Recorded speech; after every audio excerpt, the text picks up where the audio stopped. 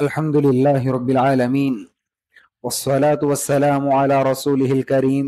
أما بعد، عن أسيد بن حضير وأنس بن مالك رضي الله عنهما أن رجلا من الأنصار رسول الله ألا تستعملني كما استعملت فلانا، فقال إنكم ستلقون بعدي أثره فاصبروا حتى تلقوني على الحوض. متفق علیہ. محترم بھائیوں، ابھی آپ کے سامنے صحیح بخاری اور صحیح مسلم شریف کی حدیث پڑھی گئی ہے. حدیث کے راوی صحابی رسول اسید بن حضیر اور انس بن مالک ہیں رضی اللہ عنہما. فرماتے ہیں کہ انصار میں سے ایک آدمی پیارے نبی کی خدمت میں آیا اور کہا، اے اللہ کے رسول، آپ مجھے کسی کام کا ذمہ دار بنا دیجئے، کسی گاؤں کا ذمہ دار بنا دیجئے جس طرح آپ نے فلاں فلاں کو ذمہ دار بنایا ہے. پیارے نبی صلی اللہ علیہ وسلم نے اس کے جواب میں کہا، انکم ستلقون بعدی اثرہ.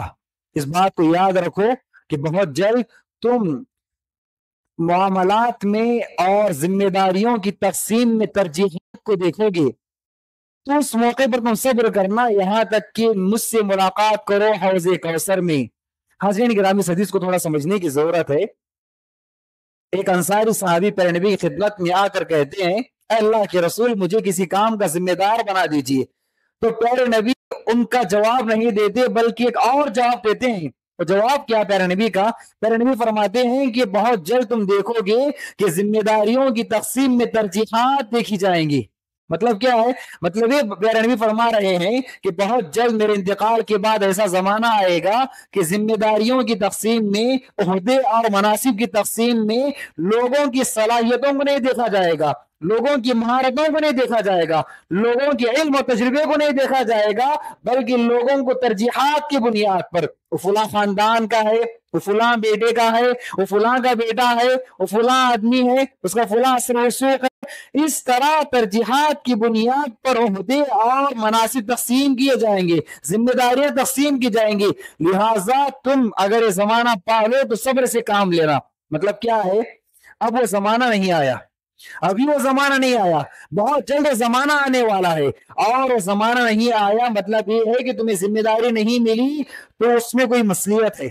میں نے اگر تمہیں ذمہ دار نہیں بنایا، کوئی ذمہ داری میں نے تمہیں نہیں دی تو اس میں کوئی ایک مصلحت ہے، لہٰذا تم ذمہ داری سے دور رہو، اسی میں تمہارے لیے خیر ہے.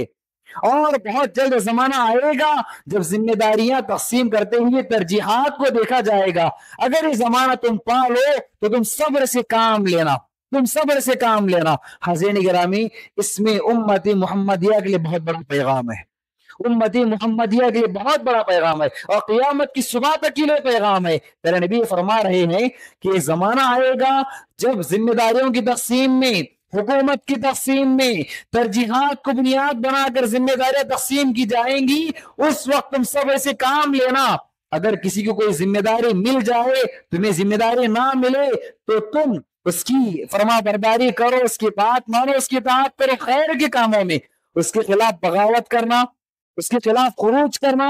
آج دیکھ لیجیے، آج مسلم حکومتیں ہیں، اگر مسلمانوں کو اس بات کا اختیار دے دیا جائے کہ ترجیحات کی بنیاد پر ذمہ داریاں تقسیم ہوئی ہیں، ترجیحات کی بنیاد پر حکومتیں تقسیم ہوئی ہیں، حکومتیں فلاں فلاں انسان کو ملی ہیں، ذمہ داریاں فلاں فلاں انسان کو ملی ہیں، حالانکہ اس کے لائق نہیں، تم ان کے خلاف بغاوت کر سکتے ہو، تو پھر دیکھیے دنیا سے امن اٹھ جائے گا، دنیا سے سکون ختم ہو جائے گا، ہر طرف جنگ و چھڑاؤ دیکھنے کو ملے گی. تو پیارے نبی جو اس حدیث سے پیغام دے رہے ہیں، یہ بہت بڑا پیغام ہے. جو سیاسی ذہن رکھنے والے ہیں ان کو یہ بات بالکل اچھی طرح سمجھ میں آئے گی. اگر پیارے نبی کا یہ فرمان نہ ہوتا، آج جتنی کچھ مسلم حکومتیں باقی ہیں وہ مسلم حکومتیں بھی ختم ہو جاتی.